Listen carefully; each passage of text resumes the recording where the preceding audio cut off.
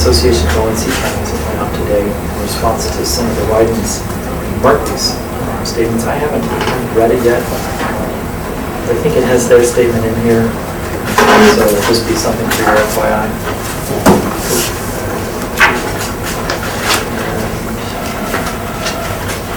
That's about it. So,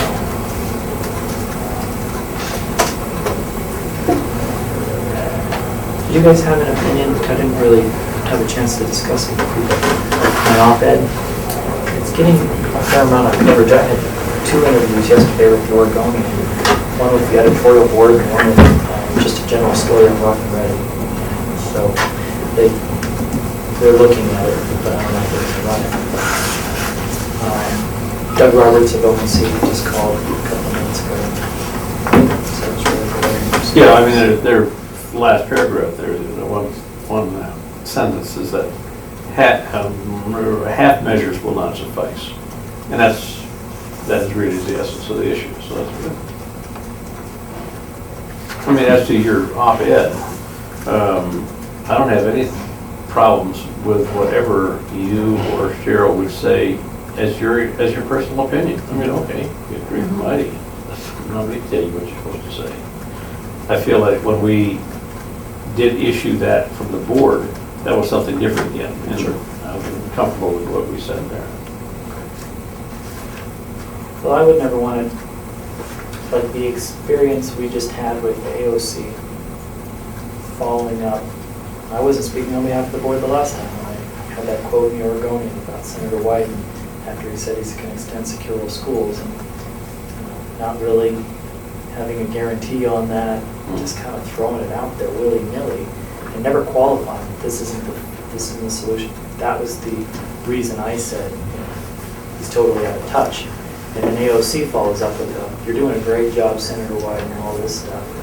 And that's totally undermining what the kind of pressure we were putting on for the O&C Counties Conservation and Jobs Act. Yeah. We don't have a board policy on how we stand on that. I don't know if you've got questions on it. I mean, what does this mean? Are we doing this? What are 231 means? I don't know what your knowledge or what your desire to be familiar and fluent with the proposal out there, but I'd be happy to, if you have questions. The Walden and Schrader. I've read it. DeFazio. I've read it. Okay. So if you understand everything, we don't need to. And, you know, my personal opinion is, it is a tragedy that we have to be pushed to even that situation. But the political realities of the matter are there aren't going to be any other solutions other than what is proposed there to that end, because at least we would be able to start cutting under under Oregon forest practices. I would support that bill. But it's just, tragic you've got to be put in that situation. But okay, that's the nature of the beast. You got to work with what you got.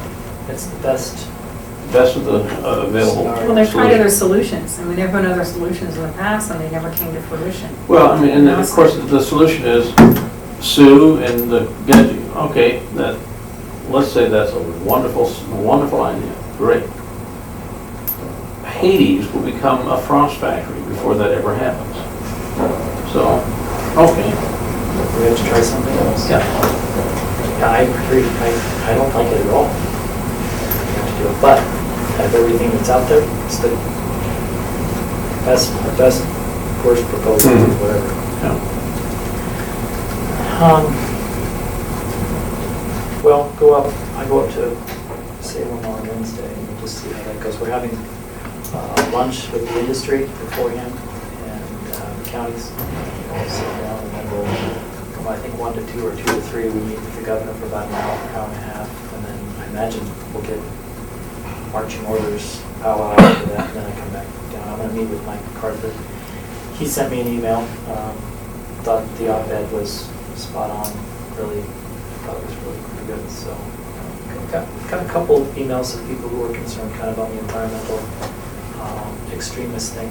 The irony for that one is she doesn't understand that I'm going to say those opinions will always exist. They're never going to go away. So will the people who think that the O&C Act is the Bible and it should be fully implemented at a minimum of 500 million more feet every year. That's the dominant use. It's not multiple use. Those brown squares up there are specifically outlined in statute to be for the production of timber, for the benefit of the counties. And, so it's the middle that needs to say, okay, purview, this is what we're going to do. That was my goal with the Well, some people get very hung up on semantics of words, but when you